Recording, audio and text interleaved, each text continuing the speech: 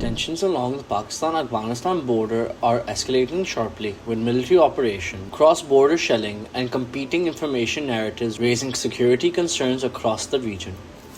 Pakistan's Ministry of Information and Broadcasting on Monday rejected circulating reports claiming Afghan strikes on Pakistani military installations, calling them false and a part of what it described as unverified Taliban claim amplified through propaganda and Indian media out. In a statement posted by the government's fact-check account, officials said no satellite imagery, flight data, ground footage, or eyewitness evidence existed to support allegations of attacks on Pakistani bases.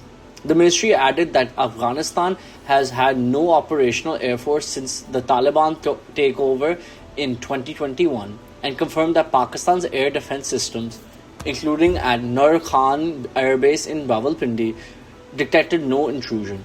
However, the situation on the ground along the border remains tense. Authorities in the Khyber district have shut down 37 public and private schools in sensitive frontier areas following what officials described as continuous provocations from across the Afghan side over the past several days. The closures included 29 boys' schools and 8 girls' institutions, with officials saying student and staff safety remains the primary concern. Cross-border violence has already affected civilians. Local officials confirmed that at least 4 people, including a minor girl, were injured when a mortar shell fired from Afghanistan landed near a residential compound in Landi Kotal shortly before Iftar. 2 additional shells struck the residence of a local Tehsildar, though no fatalities were reported.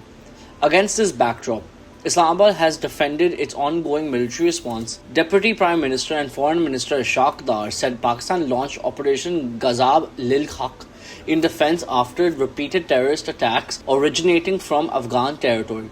Speaking at a press conference in Islamabad, Dar said Pakistan exercised restraint for months but ultimately acted under Article 51 of the United Nations Charter. According to Dar, Pakistani forces conducted precise and intelligence-based strikes targeting militant infrastructure linked to Tehrik-e-Taliban Pakistan and ISKP across multiple Afghan provinces including Kabul, Kandahar, Nangarhar, Khost and Paktika. He said operations were carefully planned to avoid civilian casualties and focus solely on terrorist camps and military positions. Dar also accused the Afghan Taliban administration of launching provocations across dozens of locations in Khyber Pakhtunkhwa on February 26, calling the actions unacceptable for Pakistan's national security.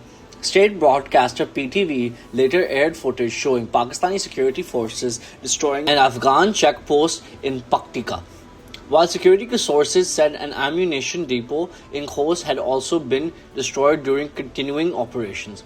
Information Minister Ataullah Tar provided updated figures, stating that hundreds of Afghan Taliban operatives had been killed or injured during the operation, while dozens of checkposts and armored assets were destroyed or captured. These claims have not been independently verified. Officials say Pakistan had repeatedly attempted diplomatic engagement before military action. Dar referenced multiple rounds of talks held in Qatar, Turkey, and trilateral meetings involving China, stressing that Islamabad's central demand remained unchanged, that Afghan soil should not be used for attacks against Pakistan. He added that despite economic cooperation initiatives, humanitarian assistance, and expanded trade engagement, including scholarships for Afghan students and efforts to extend regional connectivity projects, Pakistan believes its security concerns were not addressed. The deteriorating security environment is now directly affecting civilian life in border regions. In North Waziristan, district authorities have ordered the immediate closure of 33 additional educational institutions, including 16 girls' schools across sensitive tehsils such as Datakel, Ghulam Khan, and Shiva. Officials say schools will reopen in phases once the situation stabilizes, urging residents to avoid spreading rumors and rely only on official information channels. For communities living across the frontier, the escalation represents a return to uncertainty, with daily routines disrupted by security alerts, school closures, and fears of further cross-border exchanges.